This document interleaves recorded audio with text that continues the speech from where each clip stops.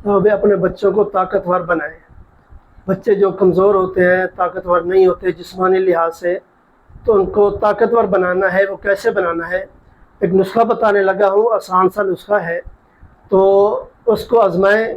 ये आजमूदा है। आप सब जानते हैं कि शहद जो है कितने बीमारियों की जड़ है। तो इंसान जो है शहद इस्तेमाल करता है तो उसको कितने जो है फ़ायदे हासिल होते हैं। तो इसी तरह बच्चे जो होते हैं कमज़ोर होते हैं जिस्मानी लिहाज से, तो उन बच्चों को एक चम्मच शहद जो है रोज़ाना इस्तेमाल करवाएं।